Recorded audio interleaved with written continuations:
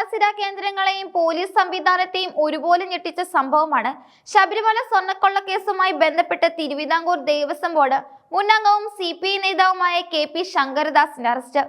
ഒരു മുതിർന്ന IPS ഉദ്യോഗസ്ഥന്റെ പിതാവ് അഴിമതി കേസിൽ പിടിയിലാകുക എന്നത് കേരള പോലീസ് ചരിത്രത്തിൽ തന്നെ അത്യപൂർവമായ ഒന്നാണ്.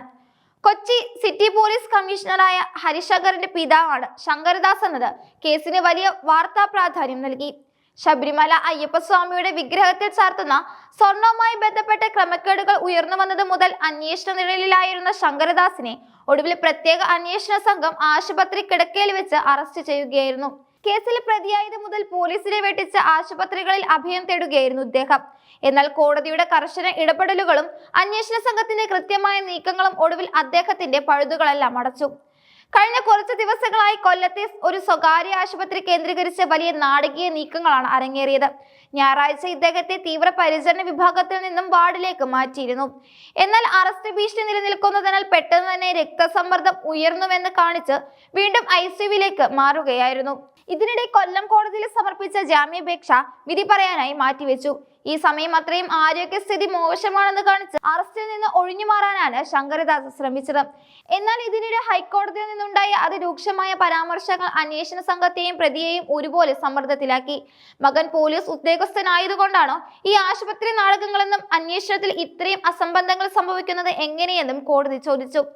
മാന്യത പാലിക്കണമെന്ന് അന്വേഷണ സംഘത്തെ മുഖത്തടിച്ചതുപോലെ വിമർശിച്ചതോടെ പോലീസിന് നിയമ നടപടികളുമായി മുന്നോട്ട് പോകാതിരിക്കാൻ കഴിയാത്ത സാഹചര്യം വന്നു.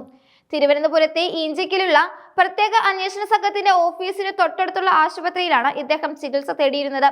മകൻ ഉന്നതനായ കമ്മീഷണറാണ് എന്ന അധികാരം ഉപയോഗിച്ച് നിയമത്തെ മറികടക്കാൻ കഴിയില്ലെന്ന് ബോധ്യപ്പെടുത്തുകയായിരുന്നു കോടതിയുടെ ഓരോ നീക്കവും. താൻ അബോധാവസ്ഥയിലാണെന്നും ശാരീരിക നില അതീവ ഗുരുതരമാണെന്നും തെളിയിക്കാൻ ICUവിൽ നിന്നുള്ള ഫോട്ടോകളും ചികിത്സാ രേഖകളും ശങ്കരദാസിന്റെ അഭിഭാഷകർ കോടതിയിൽ ഹാജരാക്കിയിരുന്നു. ഇതിലൂടെ താൽക്കാലിക ആശ്വാസം ലഭിക്കുമെന്ന് കരുതിയെങ്കിലും മെഡിക്കൽ ബോർഡിന്റെ റിപ്പോർട്ട് ശങ്കരദാസിന് തിരിച്ചടിയായി. അയ്യപ്പ വിശ്വാസികളായ ആശുപത്രി മാനേജ്മെന്റും ആരോഗ്യനില പരിശോധിച്ച് മാത്രമേ ഇനി മുന്നോട്ട് പോകാനാകൂ എന്ന നിലപാടെടുത്തു. തുടർന്ന് പരിശോധനകൾക്ക് ശേഷം അദ്ദേഹത്തെ വീണ്ടും വാർഡിലേക്ക് മാറ്റിയ ഉടൻ തന്നെ ഈഞ്ചിക്കലിൽ നിന്നുള്ള പോലീസ് സംഘം ആശുപത്രിയിലെത്തി അറസ്റ്റ് രേഖപ്പെടുത്തുകയായിരുന്നു. ശബരിമലയിലെ സ്വർണ്ണക്കൊള്ളയുമായി ബന്ധപ്പെട്ട ഗൂഢാലോചനയിൽ ശങ്കരദാസിന് നേരിട്ട് പങ്കുണ്ടെന്നാണ് അന്വേഷണ സംഘത്തിന്റെ കണ്ടെത്തൽ. ദേവസ്വം ബോർഡ് മുൻ ചെയർമാൻ പത്മകുമാർ, മറ്റൊരംഗമായ വിജയകുമാർ എന്നിവർക്കൊപ്പം ചേർന്ന് സ്വർണ്ണ ഇടപാടുകളിൽ ക്രമക്കേട് നടത്താൻ ശങ്കരദാസ് കൂട്ടുനിന്നു എന്നതാണ് കുറ്റം. ബോർഡ് യോഗങ്ങളിൽ എടുത്ത തീരുമാനങ്ങളും മിനിറ്റ്സുകളും ശങ്കരദാസ് ഒപ്പിട്ടിട്ട് ഉണ്ട് എന്നത് അദ്ദേഹത്തിനെതിരെയുള്ള വലിയ തെളിവായി കോടതി നിരീക്ഷിച്ചു.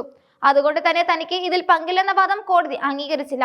സുപ്രീം കോടതി വരെ നീതി തേടി പോയെങ്കിലും അവിടെ നിന്നും അനുകൂലമായ വിധി ലഭിക്കാത്തത് ഇദ്ദേഹത്തിന്റെ എല്ലാ പഴുതുകളും അടിച്ചു. ഒരു സാധാരണ അഴിമതി കേസ് എന്നതിലുപരി കോടിക്കണക്കിന് വിശ്വാസികളുടെ വികാരവുമായി ബന്ധപ്പെട്ട ശബരിമല വിഷയമായതിനാൽ അന്വേഷണ സംഘം അതീവ ജാഗ്രതയോടെയാണ് ഓരോ ചുവടും വെക്കുന്നത്. നിലവിലെ സ്വകാര്യ ആശുപത്രിയിലെ മുറിയിൽ പോലീസ് കാവലിലാണ് ശങ്കരദാസ് ഉള്ളത്. ആശുപത്രിയിൽ നിന്ന് ഡിസ്ചാർജ് ചെയ്യപ്പെടുന്ന നിമിഷം ഇദ്ദേഹത്തെ ജയിലിലേക്ക് മാറ്റാനാണ് പോലീസിന്റെ തീരുമാനം. എത്രയും വേഗം ഇദ്ദേഹത്തെ ഡിസ്ചാർജ് ചെയ്യണമെന്ന് ആശുപത്രി അധികൃതരോട് അന്വേഷണ സംഘം ആവശ്യപ്പെട്ടിട്ടുണ്ട്. ഉന്നതരായ ഉദ്യോഗസ്ഥരുടെ കുടുംബാംഗങ്ങൾ പ്രതികളാകുമ്പോൾ നിയമം അതിവേഗം ചലിക്കലെന്ന പൊതുധാരണ തിരുത്തുന്നതായിരുന്നു കോടതിയുടെ നിലപാടുകൾ. രാഷ്ട്രീയ സ്വാധീനവും ഉദ്യോഗസ്ഥ സ്വാധീനവും ഉപയോഗിച്ച് കേസിനെ അട്ടിമറിക്കാൻ ശ്രമം നടന്നു എന്ന കാര്യത്തിലും വലിയ ചർച്ചകൾ ഉയരുന്നുണ്ട്. ഏതായാലും അയ്യപ്പന്റെ സ്വർണം കവർന്ന കേസിൽ പ്രതിയായ ഉന്നതരെ നിയമത്തിന് മുന്നിൽ എത്തിക്കാൻ കഴിഞ്ഞത് അന്വേഷണ സംഘത്തിന്റെ ഒരു വലിയ വിജയമായാണ് വിലയിരുത്തപ്പെടുന്നത്. വരും ദിവസങ്ങളിൽ സ്വർണ്ണക്കൊള്ളയുമായി ബന്ധപ്പെട്ട കൂടുതൽ രേഖകളും മൊഴികളും പുറത്തു വരുന്നതോടെ മറ്റു പ്രതികളിലേക്കും അന്വേഷണം വ്യാപിപ്പിക്കാനാണ് പോലീസിന്റെ നീക്കം.